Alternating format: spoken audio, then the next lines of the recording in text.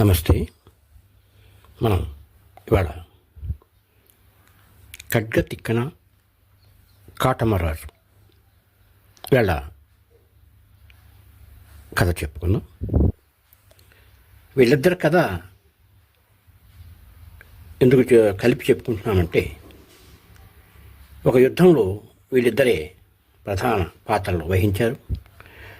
కథలో ఇద్దరి కథ వస్తుంది,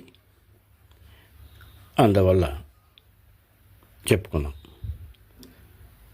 ఖడ్గ తిక్కన, మనం తిక్కన గురించి చెప్పుకున్నప్పుడు చెప్పుకున్నాం.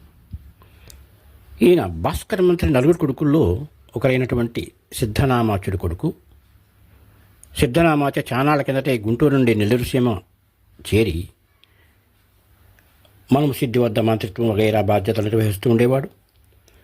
తండ్రి వృద్ధులై మంచాన పడకముందే ఖడ్గతిక్కన కూడా సిద్ధిరాజు అంటే మనం సిద్ధి కొలువులో చేరాడు. ఆయనకి మంత్రిగా, సేనాధిపతిగా ఈ ఖడ్గతిక్కన ఉంటూ ఉండేవాడు. ఈ ఖడ్గతిక్కన ఇంకా కాటమరాజు కథ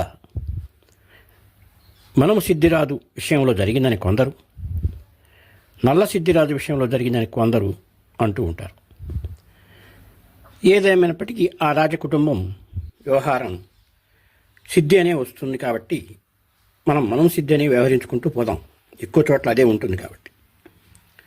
ఈ కథ ఎర్రగుడిపాడు యుద్ధంతో సంబంధితం కాబట్టి, ఆ యుద్ధం కాటమరాజు అనే యాదవరాజుతో మనమసిద్ధి జరిపిన యుద్ధం కాబట్టి, మనం ఇక్కడ కాటమరాజు గురించి కూడా కొంత చెప్పుకోవాల్సిందే. ఎందుకంటే అతను కూడా సామాన్యుడు కాదు, గొప్ప చారిత్రక జానపద వీరుడు. ఇంకొక ప్రత్యేకత, ఎక్కడన్నా యుద్ధాలు గుర్రాలు, ఏనుగులు వంటి వాటిలో జరుగుతాయి. కానీ ఎర్రగుడిపాడు యుద్ధంలో మాత్రం ఆవులు, ఎద్దులు కూడా పాల్గొన్నాయి. ఈ కాటమరాజు మూల పురుషుడు వలురాజు అనే ఆయనకి నలుగురు కొడుకులు, ఒక కూతురు. ఆ నలుగురు కొడుకుల్లో పెద్దిరాజుకు పుట్టినవాడే కాటమరాజు. వీళ్ళంతా కూడా మొదట్లో యలమంచికి చెందిన వాళ్ళు, తర్వాత కనిగిరి, దొనకొండ ప్రాంతానికి మారారు. వీళ్ళంతా ఏం చెప్పుకుంటారంటే, మేమంతా కృష్ణుడు మనవడు వజ్రుడి సంతతి అని చెప్పుకుంటూ ఉంటారు. కాటమరాజు 1217లో పుట్టాడు. తండ్రి పెద్దిరాజు కొద్ది కాలానికే అర్లపెంట యుద్ధంలో మరణించాడు. తల్లి పెద్దమ్మ సహగమనం చేసింది. అప్పుడు కాటమరాజుని అతని చెల్లెలు పాపనోక అనే సంవత్సరం బాలికని కళ్యాణమనే రాజ్యం మహారాణి మద్దమ్మ పెంచింది. కాటమరాజుకి పిన్ని కొడుకు భక్తిరన్న అనే అతను వీళ్ళు పెద్ద ఏళ్ళు అయ్యాలని చెప్పేసి ఈ పిల్లలిద్దరినీ కూడా కళ్యాణం నుంచి యలమంచి తెచ్చేశాడు. అంటే అప్పుడు తన బంధుగణాన్ని, ఈ మిగతా యాదవ నాయకులందరినీ కూడా కాటమరాజు చూశాడు అన్నాళ్ళకి. ఆ తర్వాత కాటమరాజు వివాహం కూడా జరిగింది. అయితే తన వారికి చావుకి కారణమైనటువంటి శత్రువులను చంపకుండా పెళ్లికి కట్టిన తోరణం కూడా విప్పను అని కాటమరాజు అన్నాడు. పైగా పెళ్ళాన్ని కూడా తాకని ప్రతిజ్ఞ కూడా చేశాడు. ఆ తర్వాత ఆంధ్ర ప్రాంత యాదవులకు నాయకుడిగా కాటమరాజుని ఒక పట్టాభిషేకం చేశారు. యలమంచి, దొనకొండ, కనిగిరి, ఎరగడపాడు వంటి ప్రాంతాలకు యాదవ పాలకుడు అయ్యాడు కాటమరాజు. వీళ్ళకి పశుపాలన ప్రధాన వృత్తి. యాదవులు కదా, అందులో వీళ్ళ పశు సంపద సామాన్యమైంది కాదు. ఈ పశువులన్నీ కూర్చుంటే వాటికి 6 ఆమడలు విస్తీర్ణం కావాలి. అవి మేతకు కదిలితే 12 ఆమడల విస్తీర్ణం కావాలి. ఇది అతిశయోక్తిగా ఉన్నప్పటికీ కూడా మనం అంత పశు సంపద వాళ్ళకు ఉందని మనం తప్పనిసరిగా భావించాలి. అందువల్ల కాటమరాజు పశువులతో కొంత సైన్యం తీసుకొని శ్రీశైలం ప్రాంతం నల్లమల్ల అడవులకి వాటి మేత కోసం వెళ్ళాడు. అతని బాబాయ్ కొడుకు ఐతమరాజు అనే అతను యలమంచి నుంచి దొనకొండ వచ్చి పాలన చూసుకుంటూ ఉన్నాడు. అలా 12 ఏళ్ళు కాటమరాజు పశువులను శ్రీశైలం ప్రాంతంలో మేపాడు. ఇంతలో తీవ్రమైన కరువు వచ్చేసింది. భయంకరమైన ఎండలు, పశువులకి మేత లేదు, నీరు లేదు. అప్పుడు కాటమరాజు తన అనుచరులతో ఆలోచించి మరో ప్రాంతానికి వెళ్ళాలని నిశ్చయించాడు. అక్కడ లోకల్గా ఉండేటువంటి స్థానికులు ఏమన్నారంటే, పాకనాడు అంటే నెల్లూరు ప్రాంతంలో బాగా ఉంటుంది ఈ మేత, అక్కడ పెన్నా నది పాలేరు కూడా పారుతూ ఉండటం వల్ల నీరు కూడా బాగా ఉంటుంది అని చెప్పారు. అది విన్న కాటమరాజు తన వారికి వెంటనే పశువుల్ని కొండ కిందకి దింపండి అని ఆదేశించాడు. దారిలో 7 నూతలపాడు దగ్గర కొన్ని పశువులు చనిపోయాయి. దాంతో కాటమరాజు పశువులు మంచిగా ఉండటానికి ఒక జాతర చేయాలని అనుకుని తన వారిని ఆహ్వానించడానికి దొనకొండ పోయాడు. అక్కడ పిన్నమ్మ శ్రీదేవి, మేనత్త కొమరమ్మ, అన్న ఐతమరాజు, బావ పల్లికొండలని జాతరకు రమ్మని ఆహ్వానించారు. పిన్నమ్మ అన్నది, నెల్లూరుకు పోవడం ఎందుకు నాయన, సగిలేటి ప్రాంతంలో బావులు తవ్విస్తే సరిపోదా అన్నది. ఆమె బాధ ఏంటంటే నెల్లూరు ప్రభువు చేతిలోనే గతంలో ఆమె భర్త మరణించాడు. ఇప్పుడు కనుక ఈ కాటమరాజు అక్కడికి పోయి నెల్లూరులో చేరారంటే మళ్ళీ పగలు సెగలు కుట్రలు కుతంత్రాలు మొదలై ఇరుపక్షాలకి నష్టం రేగుతుంది, ఘర్షణ రేగి నష్టం జరుగుతుందని చెప్పి ఆమె ఉద్దేశం. కానీ కాటమరాజుకి మనసు అంతా నెల్లూరు మీదే ఉంది. అతని మనసులో పశువుల మేతే కాదు, పగ కూడా ఉంది. నెల్లూరు వాళ్ళు ఈ బృందానికి శత్రువులు, యాదవులకి. అప్పుడు ఆ టైంలో వాళ్ళు శత్రువులుగా ఉన్నారు. ఆ పగ తీర్చుకోవాలని ఉంది కాటమరాజుకి. శ్రీదేవి పశువుల జాతర కూడా వదిలే అన్నది. అయినా కాటమరాజు ఆ ఉత్సవాన్ని ఘనంగా జరిపాడు. బసవనాలు పూజించాడు, అమ్మవారికి పోతురాలను బలిచ్చారు, శ్రీదేవి ఆయుధ పూజ చేసింది. ఇక కార్యక్రమం అంతా అయిన తర్వాత బంధువులతో తిరిగి వెళ్ళిపోతూ శ్రీదేవి మళ్ళీ చెప్పింది కాటమరాజుకి, నెల్లూరు పోవద్దు బాబు అని చెప్పేసి. 1881 సంవత్సరం.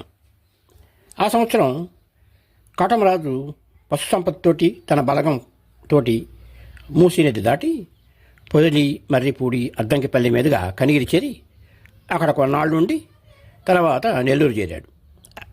నెల్లూరు చేరి అక్కడ పెన్నా నది ఒడ్డున గుడారాలు దింపి పినతండ్రి పోలురాజుకి నివాళులు ఇచ్చాడు. ఎందుకంటే పినతండ్రి అక్కడే యుద్ధంలో చనిపోయాడు. ఆ తర్వాత కాటమరాజు తన స్నేహితుడు మంత్రి కూడా అయిన పద్మరాఘవుడికి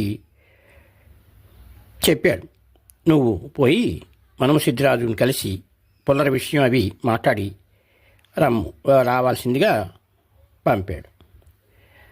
ఈ పశువుల మేతకి పుల్లర ఎంత కావాలన్నా ఇస్తామని చెప్పు, దాని విషయంలో మనకేం అభ్యంతరాలు లేవు అన్నాడు. సరే అని చెప్పి పద్మరాఘవుడు కొందరు పెద్దలతో నెల్లూరు కోటకు వెళ్ళాడు. అక్కడ మంచి స్వాగతమే లభించింది. మంత్రి సేనాని కూడా అయిన ఖడ్గతిక్కన ఈ లావాదేవీల వల్ల రాజ్యానికి బాగా ఆదాయం వస్తుంది అనుకున్నాడు. ఒప్పందం మాట్లాడుకున్నారు. కొన్ని షరతులతోటి ఒప్పందం కుదిరింది. 25,000 వరహాల దేవస్థానాలకి, మనం సిద్ధి రాజకుటుంబీలకు 7 లక్షల వరహాలు, అంతఃపురం ఆడవాళ్ళకి 10,000, ఒప్పందం రాసిన తిక్కనికి 6,000 వరహాలు ఇవ్వాలి. ఈగాక 6 పూట్ల నెయ్యి దేవాణానికి ఇవ్వాలి. యాదవులు ఒప్పుకున్నారు. నీటి ద్వారా పుట్టిన గడ్డి మాది, ఆవులకు పుట్టిన కోడెల మీవి అనుకున్నారు. పశువుల రక్షణ బాధ్యత మాత్రం నెల్లూరు వాళ్ళదే అని రాసుకున్నారు. ఈ ఒప్పందం అక్టోబర్ 1281 నుండి మార్చి 1293 వరకు చెల్లుబాటు అవుద్ది. దేవుళ్ళ సాక్షి, ఒప్పందం మీరితే పొల్లరేవరు. సరే అనుకుని ఒప్పందం రాగిరేకుల మీద ఎక్కించుకొని ఒకరినొకరు మార్చుకున్నారు. కాటమరాజు కూడా ఒప్పందాన్ని ఆమోదించాడు. అయితే ఏం జరిగిందంటే తర్వాత కాలంలో కొంతకాలం అయిన తర్వాత మనుమసిద్ధి సామంతుడు ఒక ఆయన, మీ పశువులు నా ఇలాకా చెరువులో నీళ్లు తాగరాదు అని యాదవులపైన దౌర్జన్యాన్ని దిగాడు.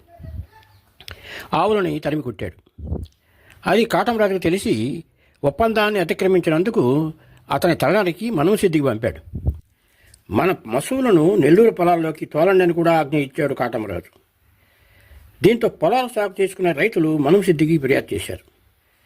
అసలు ఇలా ఒప్పందం ఎలా చేసుకున్నామని రాజు నిలదీశారు కూడా.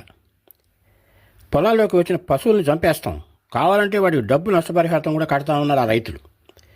కానీ ఇదంతా తలకాయ నొప్పని చెప్పేసి రాజు ఏదో సర్ది చెప్పి పంపేశాడు ఆ రైతుల్ని. ఇలా విషయం వేడెక్కుతూ ఉండే సమయంలో నెల్లూరు కాపులు కొందరు మనుమసిద్ధి 2వ భార్య కొందమామ దగ్గరికి వెళ్ళారు. వెళ్ళేమన్నారు, అమ్మా యాదవుల పశువులు నీకు అరణంగా వచ్చిన భూముల్లో పడ్డాయి, మేత మేసేస్తున్నాయి అని చెప్పారు. అప్పుడు ఆమెకి మహాకోపం వచ్చేసింది. ఆ పశువులు చంపేయమంది. అయితే రాజభట్లు ఒప్పుకోలేదు. ఇది ఎంత రాజకీయ వ్యవహారాలు కదా, ఒప్పందాలు అవి ఉన్నాయి కదా, అందుకని. అదే సమయంలో ఇంకోటి జరిగింది. ఏంటంటే ఆమె పెంపుడు చిలక ఎగురుతుండగా పొరపాటు రవపాటు ఒక కాటం రాజు మనిషి దాన్ని చంపేశాడు. దాంతో ఆమెకు మరీ మండిపోయి ఎట్లాగైనా సరే వీళ్ళకి బుద్ధి చెప్పాలని అనుకుంటూ ఉంది. ఆటవికులు మాత్రం ఆమె దగ్గర చేరి కొందరు డబ్బుకు ఆశపడి మేము చంపుతామమ్మా అని చెప్పేసి వెళ్ళి ఆ మేత మేస్తున్న 21 ఆవుల్ని 15 కోడేళ్ళని బాణాలు పెట్టి కొట్టేశారు. అవి చచ్చిపోయాయి. యాదవులు ఏం చేశారంటే ఆ బాణాలు సాక్ష్యం కోసం దగ్గరే పెట్టుకున్నారు. ఇవి కూడా రోజు రోజుకి తీవ్రమైపోయింది. కాటంరాజు పొదల కట్టడం ఆపేశాడు. మనవసిద్ధి సైనికుల్ని పంపి యాదవుల్ని బెదిరించాడు. యాదవ సైన్యం వారిని రాజధాని నెల్లూరు దాకా తరిమించింది. ఈ గొడవలు శాంతింప చేయడానికి కటకటిక్కన వెళ్ళి యాదవులతో మాట్లాడాడు. ఎందుకయ్యా గొడవలు? ఏదో జరిగిపోయింది, కానివ్వండి, మీరు శుభ్రంగా పశువులు మేపుకోండి, పులర కట్టండి అని చెప్పాడు. కానీ అప్పుడు యాదవులు తమ పశువుల్ని చంపిన బాణాలు చూపించి, చూశావు కదా ఈ బాణాలు, మా ఆవుల్ని కోడల్ని చంపిన బాణాలు ఇవి. మీ రాజు మా పశువులను రక్షింపలేకపోయాడు, అంటే ఒప్పందం అతిక్రమించాడు, కాబట్టి మేము పులర కట్టలక్కర్లేదు, వెళ్ళిపోండి అన్నారు. ఏం చేస్తానికి కట్టకతిక్కనే వెళ్ళిపోయాడు. మనవసిద్ధిరాజు ఇంకో రాయబారం కూడా పంపాడు, కానీ అది కూడా విఫలమైంది. కాటమరాజు మనవసిద్ధి యుద్ధాలకి ఇద్దరు సిద్ధమయ్యారు. ఇక సమరమే కదా మిగిలింది. ఇది ఎలా జరిగిందనేటువంటిది మరో భాగంలో చెప్పుకుందాం. Thank you. నమస్తే.